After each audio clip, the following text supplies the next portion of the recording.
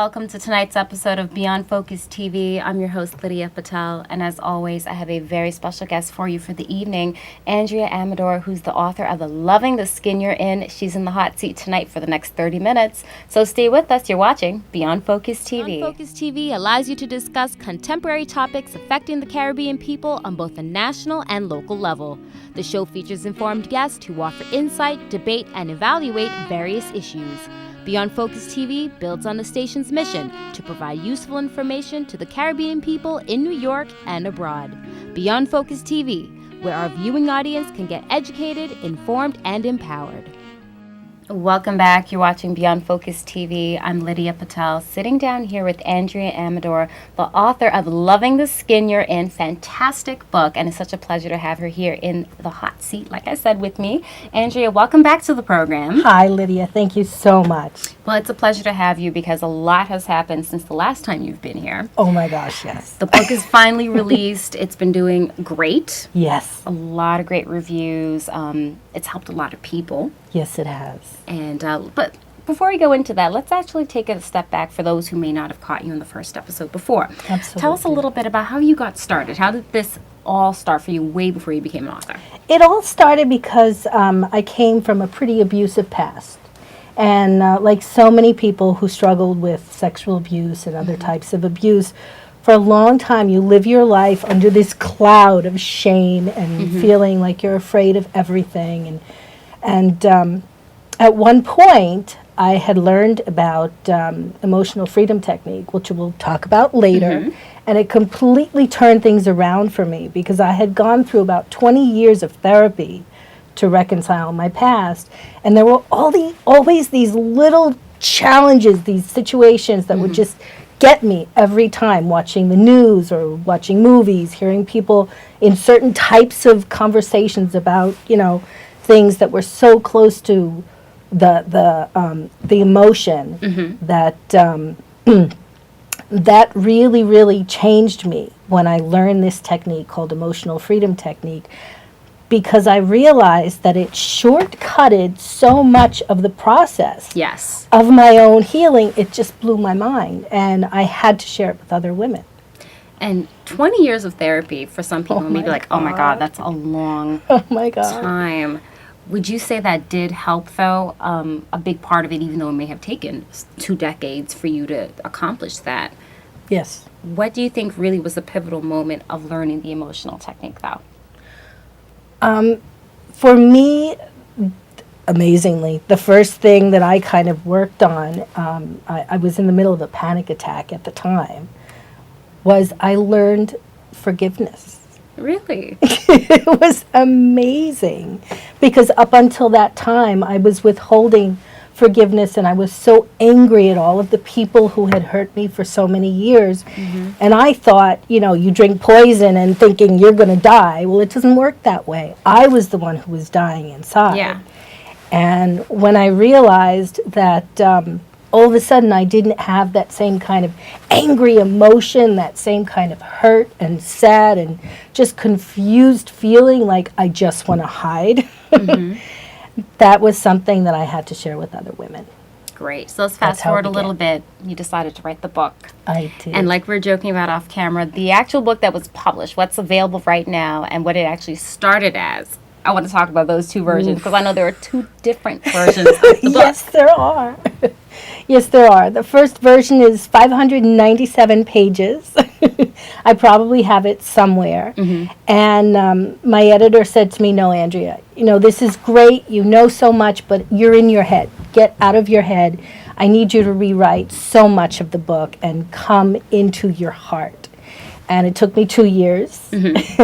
And I did it. We re-edited it, and over the course of time, the book illustrates so much of my story, and shows how I went from thinking and acting like a victim as a knee-jerk reaction, and how I started to change by using the emotional freedom technique and the other techniques that I teach people in the book. Absolutely. So when your editor came back to you and said, okay, basically you got to almost slash this in half. Definitely. Some people take criticism well. You have to be able to take constructive criticism. Yes. But how did that make you feel at first? Like, oh my God, I have to. That must have hurt a little bit for the first. You had to process this. That okay, now I have to go back and I actually have to tweak this. Yes. And because it's such a personal story, it's almost like you're taking out parts of. You had to decide almost what makes the cut and what doesn't make the cut. Yeah, I didn't really want to tell the deep and dirty of the personal story because I was still very much in the present moment of grieving my losses at the time. And because I was still in that mix of emotions, I resisted for a long, long time. And at some point I said, this is not about me. This is about the women who can be helped through my story. Now, how do you like being an author and motivational speaker and getting to help? Did you really look at this as something that, from the book where it started off as into what all the things you're doing now, did you really see all of this happening? I really didn't, because of the origin of coming from an abusive background. I have been so used to hiding and, just minimizing everything I did. I ran a multi-million-dollar real estate corporation, and I took $150 a week for salary. I mean, things like this, when you don't have a sense of self, when you don't have a sense that you're worth it, that you have anything of value, you just kind of just say, never mind me, it's not, I'll be just fine right here. And you always distance yourself and always put yourself last. Yes. I'm sure this is going to help a lot of women who, it's almost like that nurturing technique of being a mother, and how mothers are almost selfless. They give so much, but you can't always. I believe very much in the oxygen mask theory. I got to secure my mask before I secure yours. So if I'm not good, you're not going to be able to be good. That's right. That is right. And it's not being selfish. I just try to apply that in my life. I have to secure myself before you try it. It's like the blind leading the blind almost. It is. It is. Yes. So you finally got the book up and coming. 2 years later, you rewrote it. Your editors approved it. Yes. What was the next step? The next step was starting to talk to people about it. And that was another whole huge challenge where I had to use the tapping technique to deal with my own insecurities, my own fears about, even though this person isn't going to accept me, I feel I'll be rejected, I'm afraid, whatever, just get through it, get past it. Because we tend to think that mentally we can just work ourselves out of problems and just like, bam, it's gone. But it doesn't work that way. Because the way our bodies work is they work on a physiological basis. Right. It's not just our mind, it's our body too.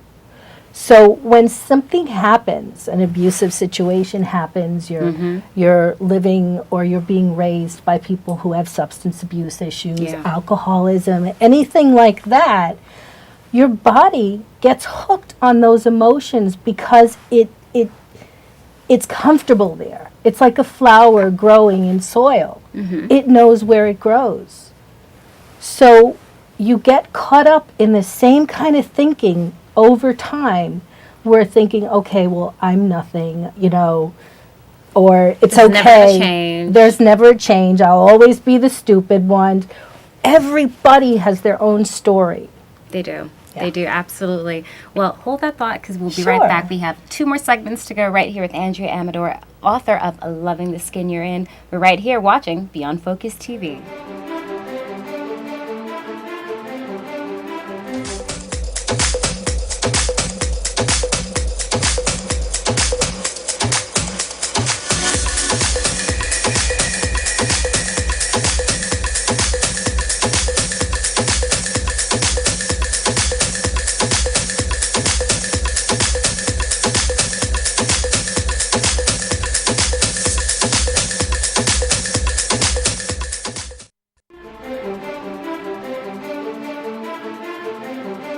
Welcome back. You're watching Beyond Focus TV. I'm Lydia Patel, sitting down here with Andrea Amador, author of Loving the Skin You're In, and there's so many great techniques in the book. Oh, yes. You covered a lot. Actually, how many pages are in the final edit now? 464. It is 464. I was going to say it was about 450 pages. So 464 pages down from 597 pages. Yes. So you took out a good bit, condensed it, and there's several different techniques, including one of them about just how to love yourself, Yes. thinking what you could do with your own thoughts. Oh, our thoughts are so powerful. So what's one of the techniques that you want to focus on this evening? I think one of the things, we'll have to talk about the emotional freedom technique. Yes. There is no book without EFT, without tapping. Yes, let's go into that. So, First of all, yes. what is that? Because our viewers are probably wondering, okay, so what is emotional freedom? Emotional freedom technique is the no needles version of acupuncture. Do it yourself acupuncture. I don't know if anybody has ever had an acupuncture treatment, but wow, it leaves you feeling so happy and so relaxed and calm. And what this enables you to do is to do that for yourself. So if you're jittery, if you're nervous, if you're anxious or sad or whatever it is, you can take the energy of that emotion and channel it into how you want to feel. So just to make sure I understand, you can actually doesn't matter which emotion you're feeling at that particular time. So whether I'm angry, I tend to feel agitated, irritated quite a bit. If I'm stuck in traffic, if the bus doesn't come, little things make me agitated. Yes. So how would I be able to channel that? I need to learn. This is a process, guys. You're watching me learn this on the spot live here because I think this is really interesting. Yes. So what you want to understand is you said you tend to feel that way often, which means that your body is calling for that. It's like our body is the drug addict, it's the pusher, it's the one that's selling the drugs, all of that. Yeah, I feel myself actually I could Yes. feel it coming on.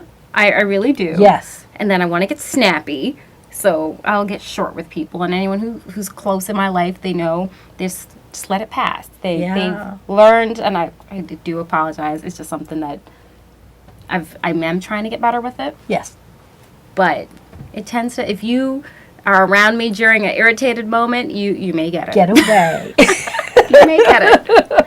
Well, our body is made up of 50 to 100 trillion cells. And on the end of each of those are up to 1 million cell receptors.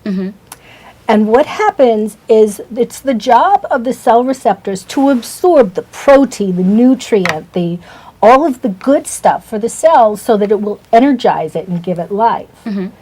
But what happens is when you're in that place where you're feeling that anxiety, that whatever it is, in your case, it's that anger boiling up. What you're actually feeling is you're feeling emotions, and emotions are really chemicals to the body. So they come up, they send a signal up through the spine that connects to neural nets of thought, and then all of those places where you can go in your head why you're angry.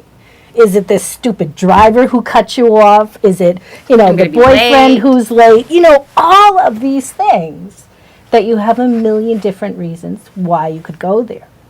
Okay. What you can do is basically, what's happening is your cell receptors, when all of this emotion comes up, all these chemical emotions, they neutralize, they dock onto the cell receptor sites, making it impossible for the cell to continue to absorb. The cells start to die, and then they start to create more cell receptor sites for that emotion of anger.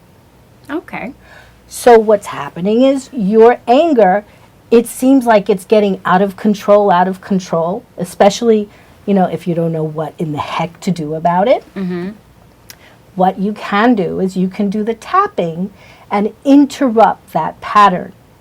You will be releasing the unprocessed emotions that are just jamming up the cell receptor sites, releasing them, then they go out into your toxic waste system and you pee them out, basically. Oh, okay. So, rather interesting, and that's yes.